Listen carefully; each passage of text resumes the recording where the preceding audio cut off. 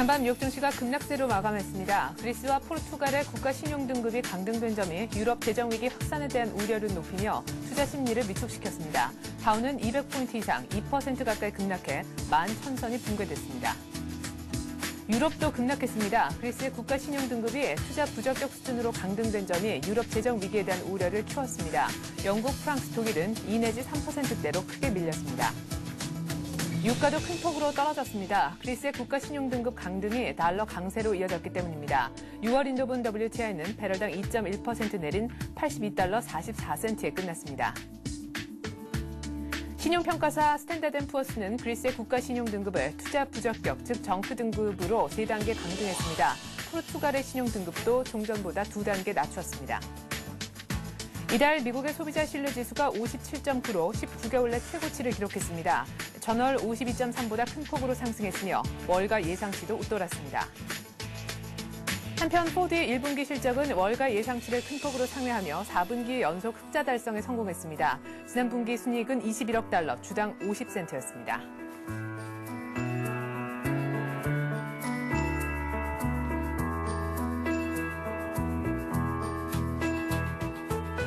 안녕하십니까. 굿모닝 센 증시의 최혜린입니다. 간밤에 유럽 증시, 뉴욕 그리고 모두 급락하는 모습이었습니다. 평균적으로 2%씩은 크게 내린 모습인데요. 다우는 어닝 시즌 동안 차곡차곡 쌓아올리면서 견조하게 지켰던 11,000선을 내주고 말았습니다. 나스닥과 S&P 500도 주요 지지선 모두 다 이탈하면서 마감이 됐는데요. 무엇보다 가장 큰 악재는 신용평가사 스탠다드앤푸어스사가 그리스뿐만 아니라 포르투갈까지 국가 신용 등급을 2단계, 3단계씩 한꺼번에 내렸다라는 점이었습니다. 골드만삭스 청문회가 있었던 것도 증시에는 부담이었는데요. 한편 기업들의 실적은 괜찮은 모습이었고 지표도 나쁘진 않았습니다. 자세한 글로벌 증시 전문가와 함께 알아보겠습니다. 한맥투자증권 김관수 차장과 함께 알아보죠. 안녕하세요. 네, 안녕하십니까. 네, 간밤의 분위기가 굉장히 안 좋네요. 자, 4월에 5월에 가까워졌는데 날씨가 무지하게 춥습니다. 이 네. 날씨만큼이나 미증시에 상당히 크게 밀리는 모습을 보여줬는데요. 일단 하락의 원인은 누구나 알고 있다시피 유럽발 악재가 이어진 하루가 아니었나라 판단되고 있습니다. 다우지수 11,000선대를 지켜주는 모습을 보여주려고 했지만 결국 종가상으로 11,000선대가 붕괴되는 그런 모습을 보여줬는데요. 전체적으로 아침부터 골드만삭스 청문회로 시장이 좀 뒤숭숭했습니다. 하지만 이런 것들 이겨내고 또 지표들이 좀 긍정적으로 나오면서 장중한테 플러스 반전을 하기도 했지만은 결국 그리스의 재정 위기 또 포르투갈에 대한 신용 등급 강등 이런 것들이 이어지면서 급락으로 무너진 모습을 마감됐다라고 보고 있습니다. 네, 자 유럽발 악재 일단은 급락했다 이렇게 보여지는데 앞서서 제가 잠깐 말씀드렸다시피 골드만삭스 청문회도 분위기 안 좋게 만드는데 일조한 원인이 아닌가 싶습니다. 자 청문회에 대한 업데이트된 뉴스들이 지금 계속해서 나오고 있는데 골드만삭스는 고객 등친 적 없다라는 식으로 지금 방어를 계속해서 하고 있다면서요. 어떤 내용인지 조금 구체적으로 전해주시죠. 일단은 골드만삭스가 이번에 그 청문회에서 나서는 그 결과는 결국엔 크게 문제될 것이 없다라는 얘기들이 많이 나오고 있습니다. 물론 기존되긴 했지만은 물론 모기지증권을 담보로 해서 일부 숏포지션을 잡긴 했습니다. 하지만 그것이 전체적인 매출에는 크지 않으니까 이것이 결국에는 고객들의 반대 포션을 취해서 이윤을 추구한 것은 아니다. 물론 이것이 시장의 매출에서 큰 비중이라면은 문제가 되겠지만은 일단은 순이익 규모로 본다 하더라도 5억 달러 수준이고 이 전체 그 순이익도 전체 순이익에서 1%뿐이 부과하지 않기 때문에 결국 시장에서 고객 돈을 챙취하기 위해서 반대 포지션을 취하지 않았다. 이런 내용을 적극적으로 해명해 나가는데 물론 이런 것들이 시장에서 나타나는 부분들은 크진 않다라고 보고 있습니다. 물론 이런 것들이 나온 것들도 결국 결과론적으로 보면은 증빙된 재료를 보면은 물론 우리도 보면은 시장에서 장이 어려울 때 그 반대의 숏포지션을 치는 부분도 있고 대조하는 부분도 있다는 식으로 결국에는 그 골드만삭스에서 얘기를 하고 있는 부분이기 때문에 이 골드만삭스에서 나오는 그 전체적인 나왔던 내용들이 지금 이대로만 나온다면 그 시장에서는 큰 영향을 주지는 않을 것이다라고 판단되고 있습니다. 네, 일단 의회 청문회에 골드만삭스 임원들이 지금 참석을 해서 소송에 관련된 중심에 있었던 여러 가지 이슈들에 대해서 지금 혐의를 부인하고 있다는 소식까지 한번 들어보았습니다. 자, 때문에 금융주의 분위기가 좋지 않았을 것은 대충 자명한 것 같고요. 실적 얘기도 빼놓을 수가 없을 것 같습니다. 실적이 중심에 있지는 않지만 또 안 챙길 수 없는 이슈인데요. 아무래도 급락하는 이런 분위기 속에 좋은 실적을 내고도 주가는 빠졌다는 얘기가 들려오고 있습니다. 3M부터 시작해서요. 굵직한 기업들 실적 좀 전해주시죠. 일단 오늘 포드가 발표가 됐습니다. 포드가 발표되면서 전체적으로 지난 동기 대비 4분기 연속 흑자 달성. 이제까지 자동차들이 시장에 상당히 어려운 부분을 보여줬는데 이제 어느 정도 자동차 관련주들은 시장에서 안정된 모습을 좀 보여주는 것 같습니다. 듀폰도 1분기 순이익이 예상치를 상회했고요. 또 3M이나 UPS 전체적으로 1분기 순이익이 상당히 증가하는 모습을 보여줬는데 주가는 3M만 빼고는 모두 다 밀렸습니다. 특히나 듀폰이라든지 이쪽 한 3.7% 정도 급락을 하면서 결국에는 실적보다는 결국 시장의 그리스라든지 포르투갈의 그 재정 위기, 신용등급 강등이 결국 시장의 투자자들 상당히 좀 어렵게 만드는 그런 모습이 아니었나라 판단되고 있습니다. 오늘은 뭐 실적 발표가 되면서 전체적으로 실적은 좋게 나왔지만은 결국 유럽발 악재로 인해서 모든 실적들이 묻히는 그런 하루가 아니었나라 판단되고 있습니다. 네. 자, 보니까 실적은 괜찮았는데 실적도 묻혔고 또 지표도 나름대로 나쁘지 않았는데 지표 쪽도 조금 조용한 모습이 아니었나 싶습니다. 소비 관련 지수 하나하고 주택 관련 지수가 발표가 됐는데 특별히 소비 쪽은 굉장히 좋게 나왔다면서요. 자, 컨퍼런스 보드가 발표한 소비자 신뢰지수가 57.9%로 예상치를 상회했습니다. 이것은 2008년 9월 금융위기의 최고치를 나타내 줬는데요. 고용 증가와 결국 고용이 증가하면서 어느 정도 경기가 증대되고 또 이것이 소비로 이어지는 그런 모습을 보여주고 있기 때문에 이 소비자 신뢰지수의 증가는 상당히 의미가 있습니다. 하지만 주택가격 지표라고 할 수 있는 그 케이스 실러 주택 가격지표 발표됐는데 이거는 좀 예상치보다 좀 미진한 그런 모습을 보여서 여전히 주택 시장의 경기가 미진하다는 이런 분위기를 만들어 놓고 있지만 결국 미국에서 가장 중요한 것은 이 소비거든요. 네. 소비자들에 대한 소비의 향후에 대한 분수령이 어떻게 될 것이냐. 일단 이것을 봤을 때는 고용시장이 안정화되고 이것이 소비와 연결되면서 상당히 긍정적으로 이어질 수 있는 어떻게 보면 장기적으로는 상당히 좋은 지표가 나왔는데도 불구하고 결국 이런 지표들도 시장에 나쁜 영향을 주지 않았지만은 결국에는 오늘은 모든 내용들이 결국에는 유럽발 문제로 다들 묻히는 그런 모습이 아니었나라고 판단되고 있습니다. 네.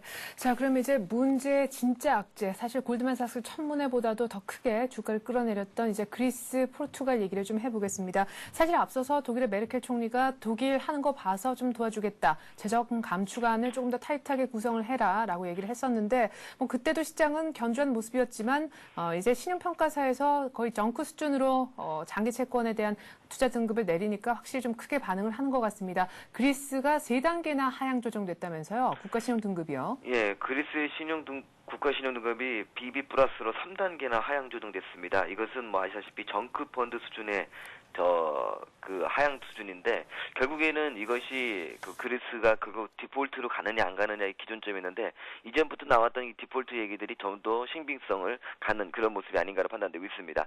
물론 방금 들어온 뉴스를 보면은 IMF가 그리스를 100억 정도로 추가 지원을 하겠다, 450억 유로를 한다겠는데 이것은만 부족해서 100억 유로를 더 하겠다는 얘기가 나오곤 있습니다. 하지만 이런 것들이 결국에는 그리스 문제를 완전하게 잠재우기는 좀 어렵지 않겠는가라는 생각이 들고 있고요.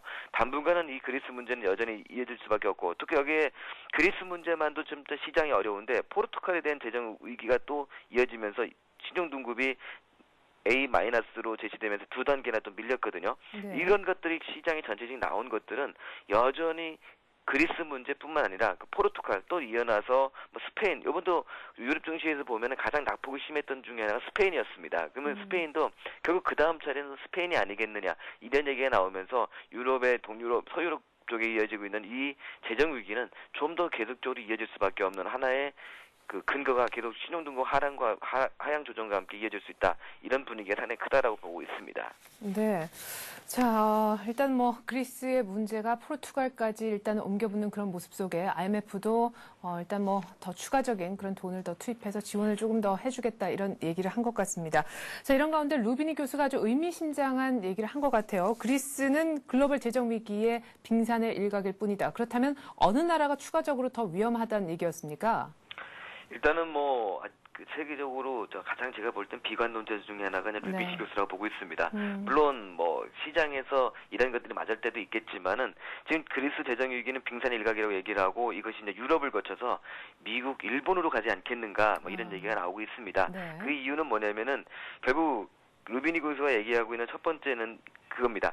시장 중앙은행이 정책에 문제가 있다고 판단되는 나라에 대해서는 결국에는 인플레 조짐 같은 것이 보인다면은 이것이 투기적인 매매를 국채를 투기적으로 매매하는 그 세력들이 그냥 놔주지 않을 것이다. 그러면은 결국 미국이라든지 그다음 일본 이런 것들 이런 나라들이 그다음 대상이 되지 않겠는가 이런 얘기가 나오면서 결국 그리스는 이 재정 위기가 그냥 빙산의 일각이고 그럼 이런 것들이 나중에 이제 서유럽뿐만 아니라 미국이나 일본 쪽으로 점차적으로 이어질 수 있는 그런 모습이 나올 수 있기 때문에 조심해야 된다 이런 경계적인 멘트를 했고요. 또 버냉키 의장도 여기에 또 한몫을 거들었습니다. 재정 적자를 줄이지 못하면 미 경제도 타격을 보일 것이다. 이제까지만 해도 상당히 긍정적인 모습으로서 비둘기파를 대표하는 그런 모습을 보여줬는데 일단 버냉키 의장이 이번에 그 재정 적자 감축하지 못하면 미국 경제가 장기적으로 큰 타격을 볼 거라고 경고를 했는데 이것이 지금 미국에서 이어진 재정 적자가 엄청나게 이어지고 있고 1조 4천억 달러의 재정 적자를 감축할 수 있는 방안들이 나오고 있지만 아직 뚜렷한 것이 나오지 않기 때문에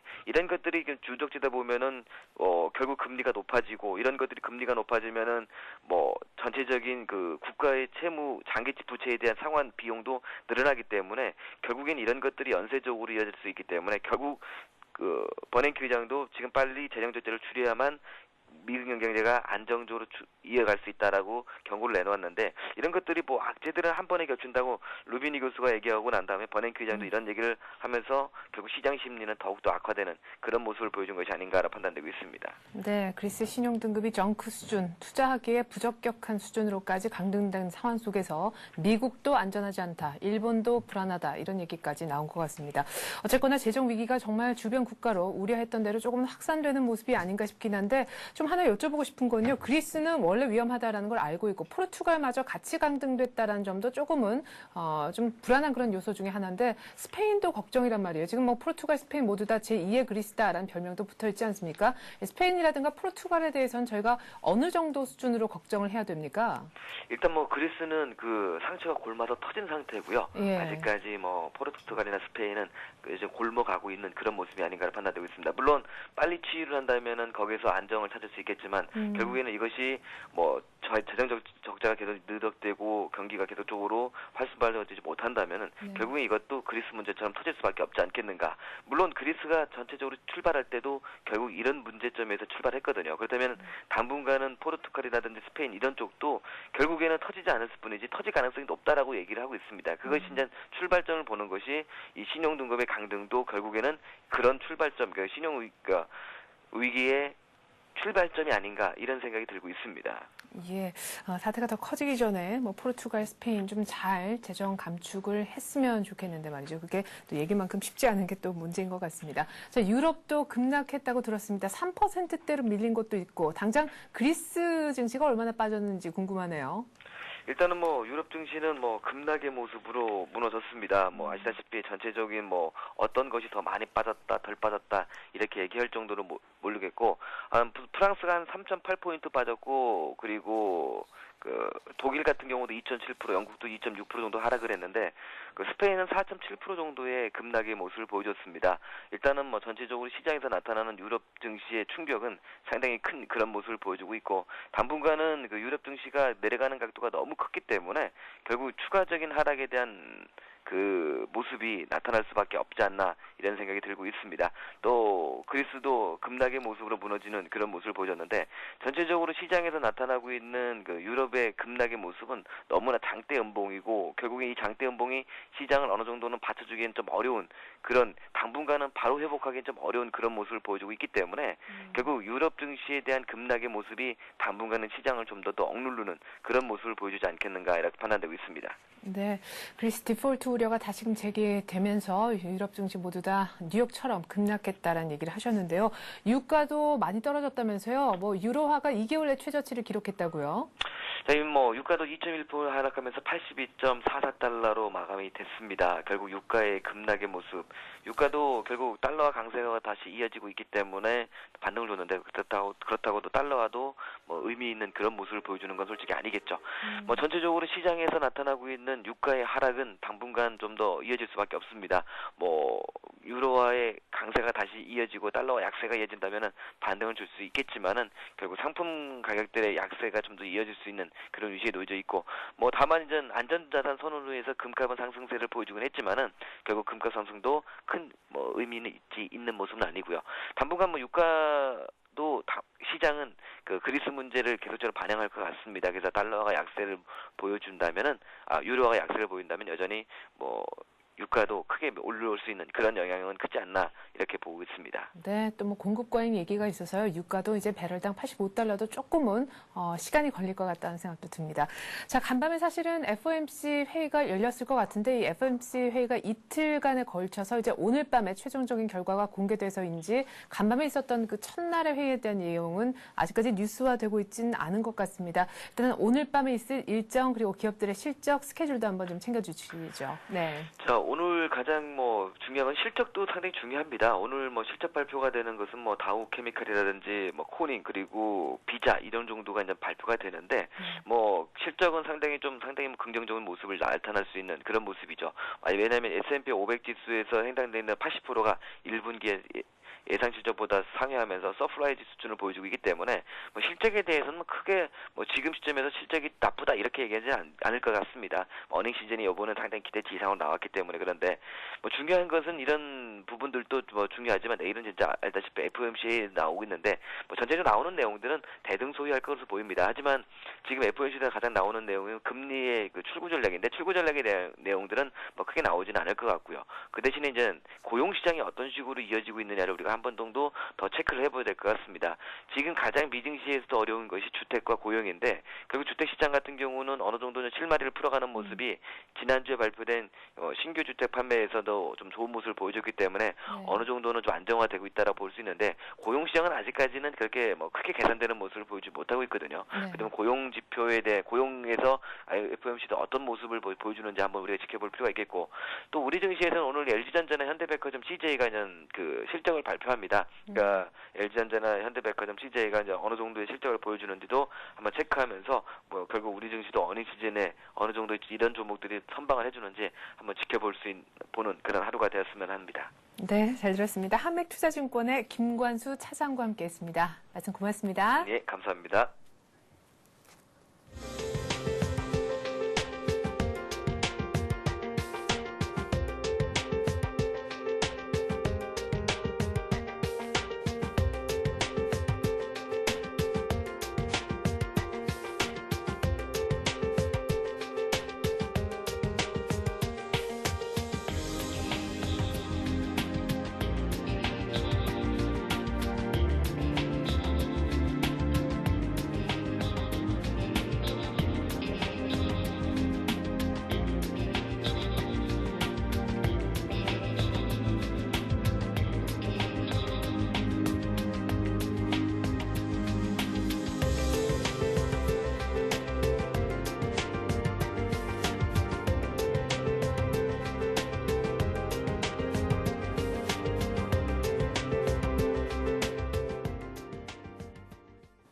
네, 좀 전에 보셨던 대로 그리고 들으셨던 대로 뉴욕 증시 그리고 유럽 증시 모두 다 급락했습니다. 그리스뿐만 아니라 포르투갈의 국가 신용 등급이 신용평가사 스탠다드앤푸어스에서 크게 하향 조정됐다는 소식 때문이었는데요. 어제 우리 코스피도 하루 만에 다시금 조정을 받았습니다. 1750 안착이 이렇게 어렵나 싶기도 했었는데 오늘 추가적인 조정이 있을런지 자세한 전망 들어보는 시간 갖죠. 신한금융투자 신당지점의 김희엽 대리와 함께하겠습니다. 안녕하세요. 네, 안녕하십니까. 네, 자, 일단 유럽발 충격, 뉴욕과 유럽은 자체적으로 해소를 아주 안 좋은 식으로 하는 모습이었는데 우리도 어느 정도 충격이 있겠습니까?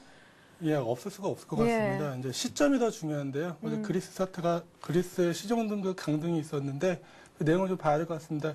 그 내용은 사실 그 전부터 있어왔던 얘기지만은 직접적으로 그게 현실이 됐다는 거, 정부등급으로 하향됐다는 점과 그리고 그 발표된 시점이 더 중요할 것 같습니다. 예, 혹시 차트 이렇게 준비가 된다 그러면은 지금 거래수 지수 같은 경우에 좀 전에도 말씀하셨죠. 1750을 사이에 두고 그 전저점을 지금 올려놓은 상태입니다. 1720 이상에서 2주에서 3주 동안 이 1720 이상에서 움직이면서 지수가 상당히 견조한 모습을 보여줬는데요. 문제는 최근에 우리도 그렇지만 미국도 마찬가지로 어닝 시즌이 끝나가고 있다는 점입니다. 미국 어닝 시즌이 끝나면서 지금 전에도 골드만삭스 사태가 일어났을 때 그 다음 날부터 그 애플의 실적 발표가 있었고요. 실적이 계속 좋아지면서 지수가 바로 반등을 하는 모습을 보여줬었는데 지금은 이제 실적 발표가 끝나가고 있고요. 네. 실적 발표가 끝나가고 있고 지수도 실적 발표에 따라서 많이 올라온 상태에서 지금 악재가 터진 거기 때문에 네. 시장에는 단기가 됐든 악재가 됐든 영향을 크게 줄 수밖에 없을 것 같습니다. 네, 알겠습니다. 자, 일단 뭐 유럽발 악재가 터진 시점도 참 좋지 못하다. 이래저래 쉬어가는 장이 나올 것 같다라고 하셨는데 쉬면 또 얼마나 쉴런지 어느 정도 폭을 갖고 쉴런지도 궁금합니다. 거기에 따라서 투자 전략도 바뀌어야 될 것 같은데요. 사실 어제 장이 열리기 전까지만 해도 연고점을 크게 경신하면서 1750을 뛰어넘었기 때문에 막 1800 간다는 얘기가 시장에 아주 팽배했었는데 어제 또 살짝 모두 다 조용히 들어가는 모습이었어요.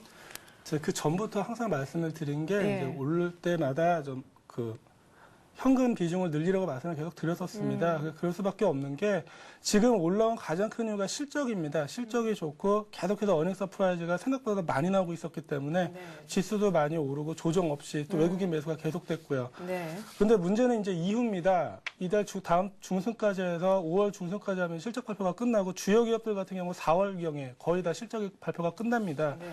그리고 지수가 거기에 이미 반영이 돼 있기 때문에 그 실적 발표 이후에 과연 나올 만한 게 어떤 것이 있는가 그거를 봐야 되고 물론 그 어닝이 계속 좋아진다 그러면은 향후에도 주가 지수나 종목들 계속 상승을 할 수 있을 겁니다. 다만 이제 조정이 좀 가능하지 않을까 그렇게 생각을 하고 있습니다. 네.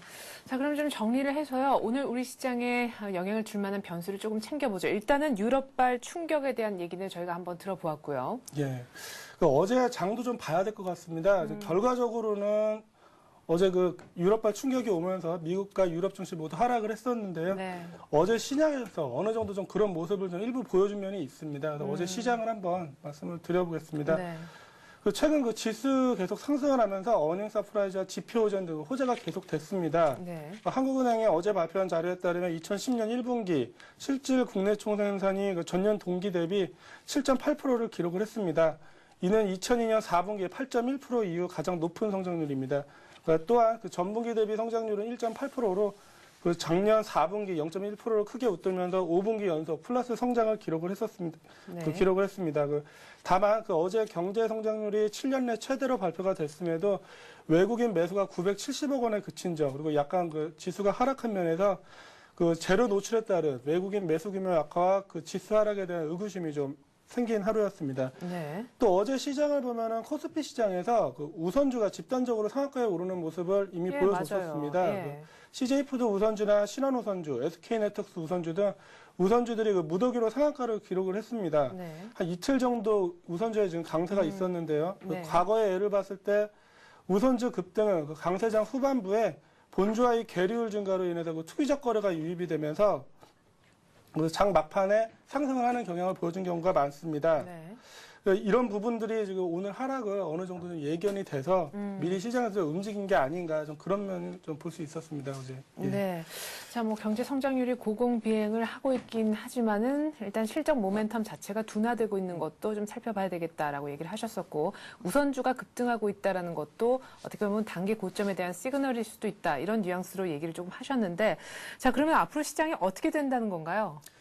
그 실적 장세에 대한 그 실적 장세에서 어닝 시즌이 끝나가고 있다는 점과 그 현대차나 하이닉스, 기아차, 삼성전자 등 그 어닝 서프라이즈를 그 발표한 기업들이 그 주가가 실적 발표 이후 그 상승다운 상승을 못하면서 그 주도주가 약화되고 있다는 점 등을 보면은 어닝 시즌 이후 조정기를 그 생각을 해봐야 할 것 같긴 합니다. 네. 하지만 기술적으로 어제까지 코스피 그 1720선에 안착하면서 전고점 돌파를 확실히 한 상태였고요. 아직도 외국인 매수가 지속되고 있다는 점을 보면은 그 지수 하락만을 얘기를 할 수 없는 상황이었습니다. 근데 이제 어제 유럽에서 그 충격이 왔었고요. 그런 부분들 때문에 이제 조정은 좀 나올 수 있겠지만은 중요한 건 오늘인 것 같습니다. 오늘 외국인들이 변함없이 또 매수를 보여준다 그러면은 오전 하락분을 어느 정도 회복하면서 또 차후를 기대할 수 있을 것 같고 만약에 오늘 뭐 외국인이 같이 매도로 돌아서거나 매수를 안 해버린다. 그동안에 계속 부담을 느끼던 부분들이 한 번에 좀 반영이 될 가능성도 있습니다. 그러면은 오늘 언제가 가장 중요합니까? 오전장이 중요한가요? 외국인 수급 보면서? 외국인들 보면은 10시 전후를 보면 알 수 있습니다. 10시까지는 항상 보면은 물론 10시 이전에 사거나 팔 경우에는 그게 계속 그 하루 종일 지속되는 경우가 많고요. 네. 가끔 뭐 사다가 매도로 돌아선다거나 아니면 매도를 하다가 매수로 돌아서는 네. 경우 대부분 10시 전후로 해서 움직이는 경우가 많습니다. 한 10시나 10시 반까지 보시다가 외국인의 향방을 보시면 될 것 같고 뭐 이따 말씀은 드리겠지만 지금 같은 장에서는 현금을 보유하고 계신 분들이라면은 굳이 막 어려운 상황에서 수익을 내시려고 하기보다는 네. 현금 보유하시고 잠깐 보시는 것도 괜찮을 것 같습니다. 예. 자, 그러면 일단 오늘 같은 날은 유럽발 충격이 있기 때문에 외국인들이 조금 덜 사준다라는 분위기 속에서 혹여나 팔면은 지수가 크게 빠질 수도 있으니까 일단 외국인 수급이 어떻게 되는가는 보통 10시나 10시 반 정도 이후에 한번 HTS를 열어보시면 그냥 그게 종가까지 간다 이런 식으로 믿어보시면 될 것 같습니다. 외국인 수급 오늘 꼭 체크해야 될 사항이다라는 얘기를 하셨는데 자, 그러면 조정을 어느 정도는 염두에 두면서 현금 얘기를 오늘 벌써 2번 하셨어요. 예. 좀 차익 실현을 해야 되겠네요. 차익 실현이라는 개념보다는 이미 오늘 빠지게 되면은 뭐 차익 실현 기존에 좀 저가대에서 네. 저가대에서 많이 사신 분들 같은 경우 이익을 말할 수 있겠지만은 기존에 뭐 매도를 했다가 최근에 좀 장이 올라올 때 사신 분들 같은 경우는 오히려 손절을 말씀드릴 수밖에 없을 것 같습니다. 최근에 뭐 LG이노텍이나 삼성전기 그 LED 관련 업체들만 상승을 했지 네. 실적이 좋게 나왔던 좀 전에 말씀드렸던 삼성전자, 현대차, 기아차 개인분들이 이걸 최근에 많이 샀었는데 네. 오히려 그동안 주가는 좀 하락을 네, 했습니다. 못 갔죠. 예, 정고점을 돌파 못하고 빠졌는데 오늘 지수가 하락하게 된다면 이제 손절의 관점에서 봐야 되는데 단기적인 관점에서 손절 범위가 좀 크지 않으시다면 손절까지도 생각을 하셔야 될 것 같고 네. 손실 규모가 만약에 너무 커지신다 그러면은 어차피 어닝 관련해서는 또 2분기가 있기 때문에 네. 아예 3달 이상을 보시고 2달 내지 3달 이상을 보시고 가져가는 전략도 괜찮으실 것 같습니다. 그런데 지금 뭐 LG 이노텍 얘기를 하셨지만 최근에 그걸 잡으신 분들은 오늘 장이 많이 빠지면은 추가적으로 더 계속해서 신고가를 내겠지 하고 샀다가는 좀 손해를 볼 수도 있고 때문에 장이 앞으로 어떻게 될지도 모르니까 뭐 짧게 많이 큰 손실이 아니면 손절을 좀 해야 되는 것도 감내해야 된다라고 하셨는데 추가적으로 더 갈 수도 있는 거 아니에요? 오늘 잠깐 충격이 있다가 종목을 말씀드리면은 네. 오늘도 말씀을 드리려고 그랬는데 가장 좋은 거는 지금 LED 쪽입니다. 유럽 쪽에서 LED 수요가 지금 폭발적으로 증가를 하고 있다고 합니다. 네. LG 디스플레이 같은 경우도 주가는 최근에 조정을 받았다 안 받았다 하는데 그 수요 폭발로 인해서 원래 이런 장치 산업들이 고정비가 크기 때문에 수요가 20% 늘거나 매출이 20-30% 늘어나면은 영업이익이나 순이익은 2배, 3배로 늘어나게 됩니다. 그런 효과들이 있기 때문에 LED 쪽이 지금 다른 자동차나 반도체 쪽 비해서 상대적으로 센 거고요. 네. 이런 쪽은 어차피 중장기적으로 본다면은 올해 같은 경우는 이제 상승적으로 보기 때문에 가격을 안 보셔도 되지만은 그 어제 같은 경우도 시장이 좀 지수 하락에 대해서 네. 그 IT주들 같은 경우 약간 좀 위험한 모습을 보였었는데 네. 그 와중에도 정고점을 돌파를 해놨습니다. 물론 오늘 어제 뭐 마이너스는 나면서 시작을 하겠지만은 네.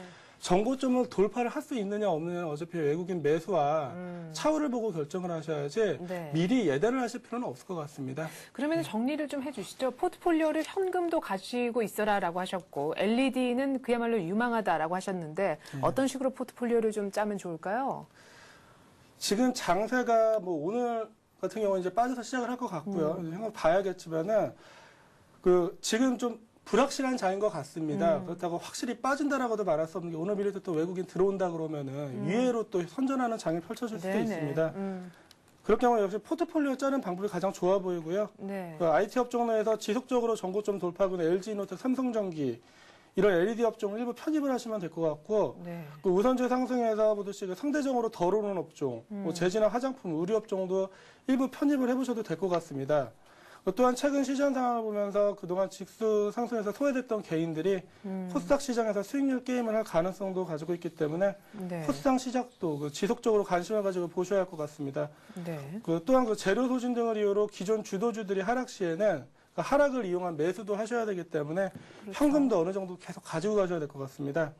그 단기적인 시장 방향성 예측이 어려운 상황이기 때문에 기존 주도주와 소외주 그리고 현금을 한 3분의 1씩 보유하셨다가 외국인 매수가 계속 지속이 된다면 주도주 위주로 다시 포트폴리오를 짜시면 될 것 같고 소외주들이 반등이 나올 경우는 일시적인 가능성이 크기 때문에 차익 실현 후 그 현금 비중을 더 늘리시는 방향으로 가셔야 될 것 같습니다. 네.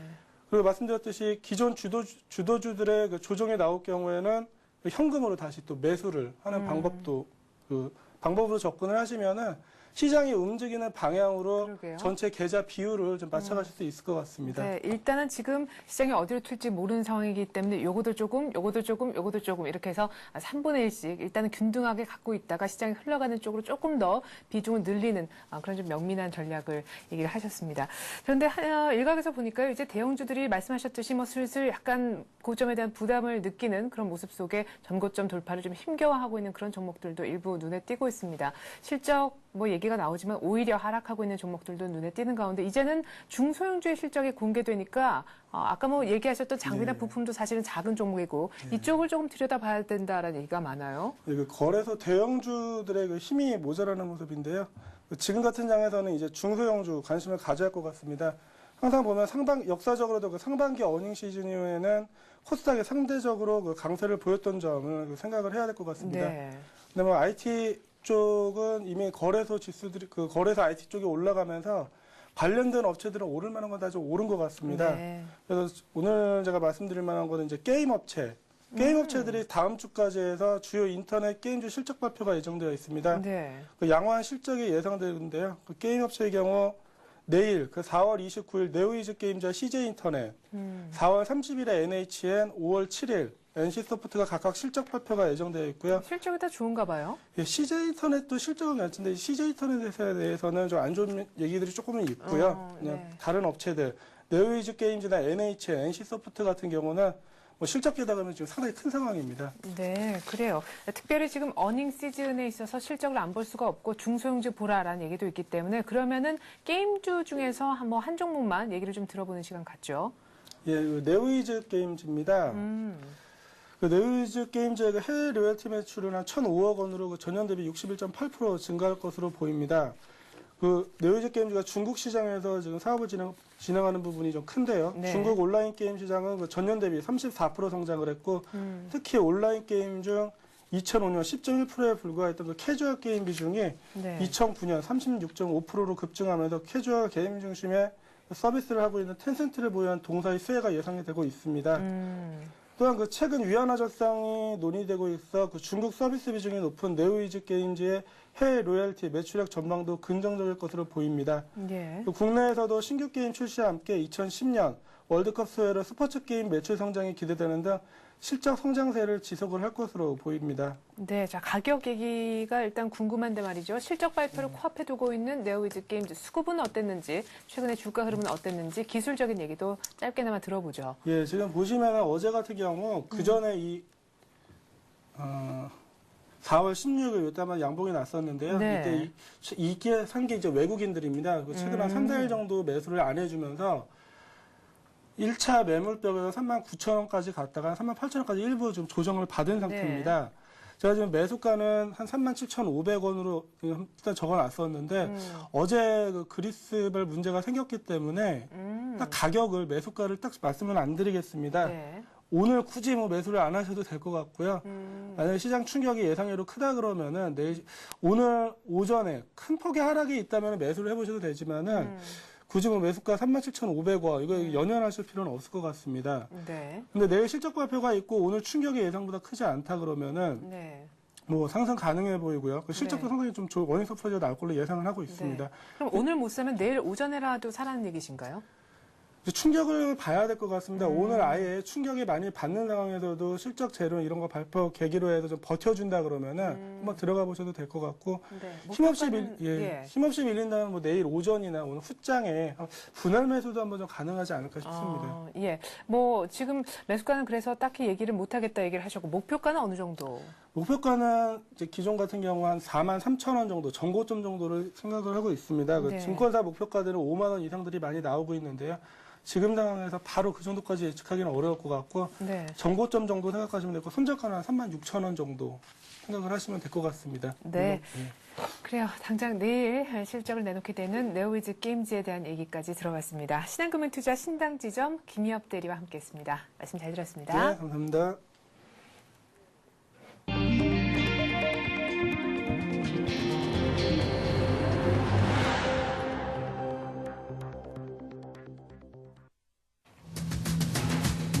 올 1분기 경제 경제 성장률이 기준금리 인상의 전제 조건이었던 민간 부문 자생력의 뚜렷한 회복으로 7년 3개월 만에 가장 높은 7.8%를 기록했습니다.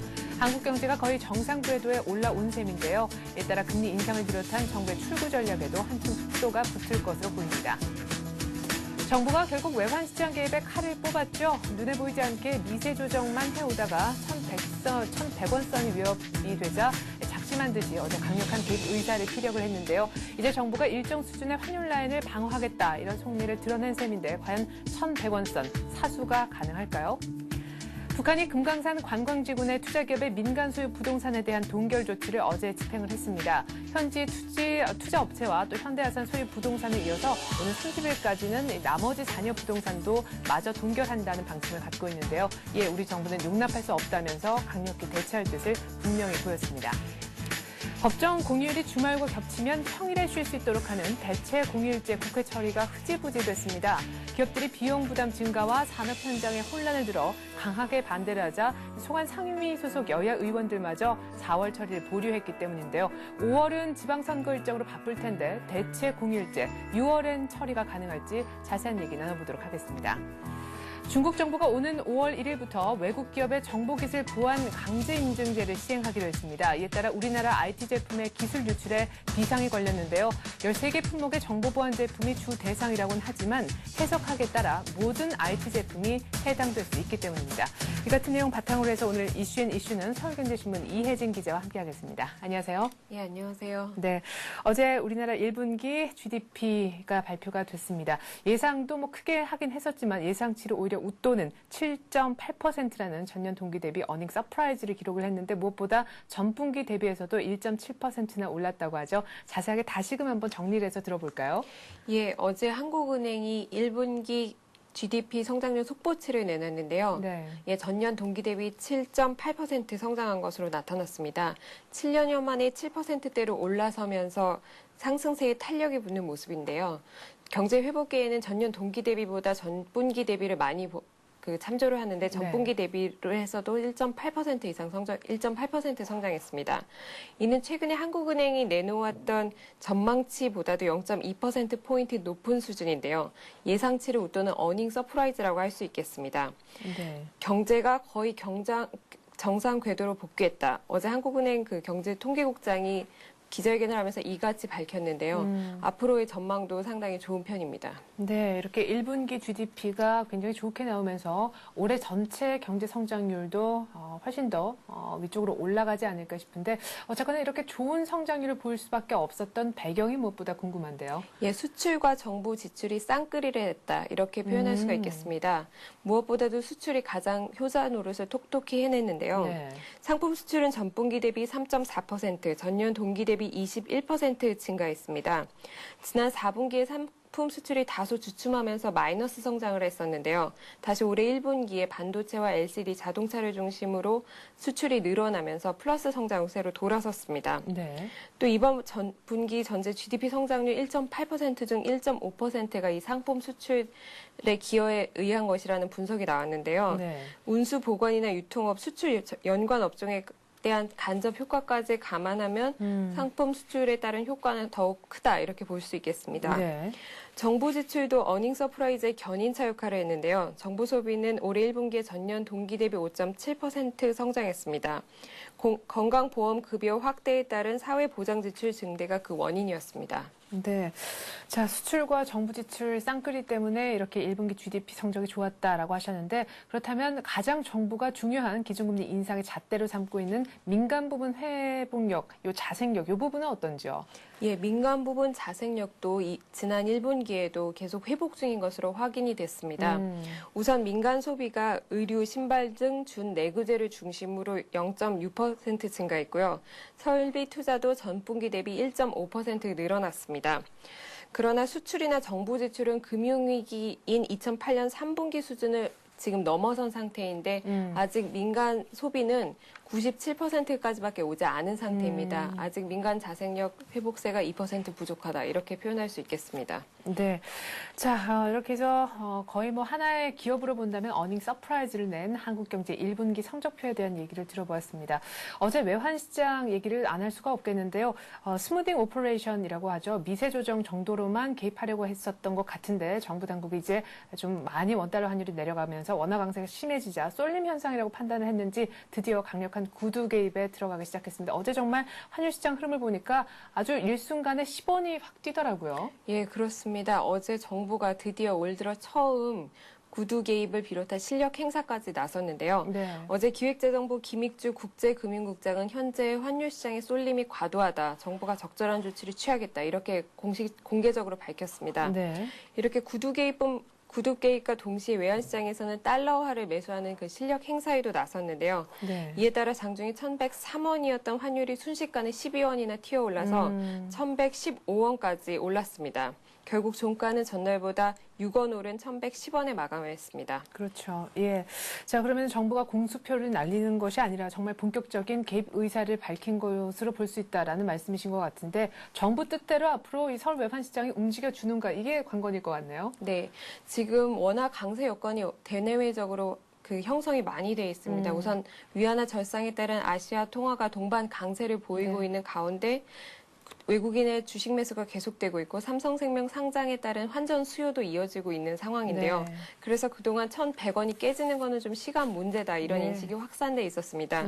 그런데 문제는 그 최준경 청와대 경제수석이 그 청와대로 입성을 하면서 이제 불거졌는데요. 네. 환율 주권론자로 알려지면서 이 최 수석이 많은 비용을 들여서라도 강력한 시장 개입을 할 가능성이 있다. 이렇게 외환시장 관계자들은 관측을 하고 있습니다. 네. 그래서 당분간 1,100원 선에서 횡보하지 않을까 이렇게 예상되고 있습니다. 네. 자, 전반적인 뭐 트렌드 자체는 워낙 강세 쪽이긴 하지만 어쨌거나 뭐 여러 가지 지금 수장과 이런 분위기를 봤을 때 당국의 의지를 봤을 때 1,100원 선이 당분간은 사수가 되지 않겠느냐라는 얘기셨습니다. 자, 그리고 어제 북한이 얼마 전에 금강산 관광지구 내에 있는 남측 부동산 뭐 자산을 모두 다 동결하겠다라고 얘기를 했는데 어제 그 첫 집행이 있었죠? 예, 그렇습니다. 그 북한은 금강산 관광지구 내 남측 민간과 정부 소유 부동산을 동결, 몰수하겠다 이렇게 밝혀왔는데 네. 어제 드디어 집행에 나섰습니다. 예, 금강산 관광 사업을 총괄하는 북한 내각산하 명등지 종합개발지도국이 어제 그렇게 나섰는데요. 네. 오늘까지 현대 아산을 제외한 부동산을 동결하고요. 29일에는 현대 아산 소유 부동산에 대한 동결을 집행합니다. 30일에는 잔여 부동산에 대한 집행에 나섭니다. 네. 남북 교류 협력의 상징으로 자리매김해온 금강산 관광이 12년 만에 지금 좌초 위기를 맞은 상태입니다. 네. 문제는 이 부동산 몰수 파장이 금강산에만 국한되는 게 아니라는 점입니다. 북측 군부가 실제로 얼마 전에 개성공단 현장 조사에 나선 바가 있는데요. 네. 추가적인 압박 카드로 통행 차단을 비롯한 개성공단 관련 조치를 시행할 가능성이 높은 상황입니다. 천안함 침몰 사고로 남북 간 긴장 관계가 높아진 상황인데요. 네. 당분간 남북 관계도 파행을 면치 못할 것으로 보입니다. 네. 자, 그리고 이제 5월을 맞게 됩니다. 5월은 어린이날과 석가탄신일이 모두 달력에 빨간색으로 표시가 돼 있는데요.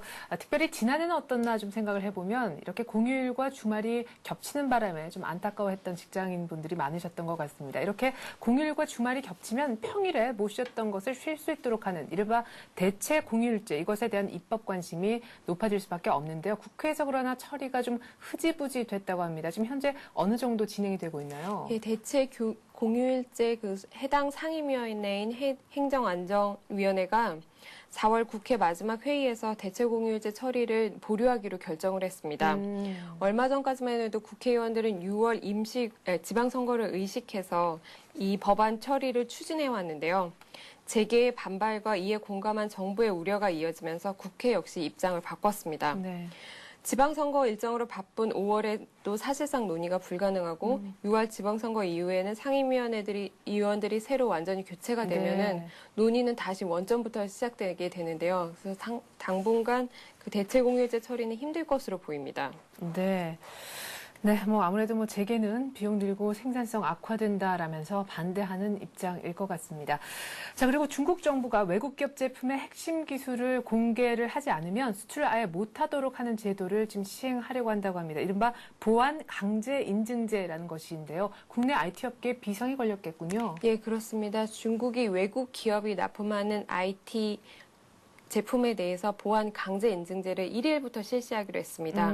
원래 이게 작년에 시행하려고 했었는데요. 미국이나 일본, 우리나라의 반발에 때문에 올해부터 실시하게 된 것입니다. 강제 인증제는 중국 당국이 외국 기업으로부터 조달받는 IT 제품군에 대해서 자체적으로 보안 인증을 하겠다는 것인데요. 결국 그 제품의 소스 코드와 같은 핵심 기술을 공개해줘야 됩니다. 소스 코드는 자동차 엔진 설계도와 같은 그런 핵심 기술인데요. 문제는 이게 공개되면 기술 유출 우려가 커진다는 점입니다.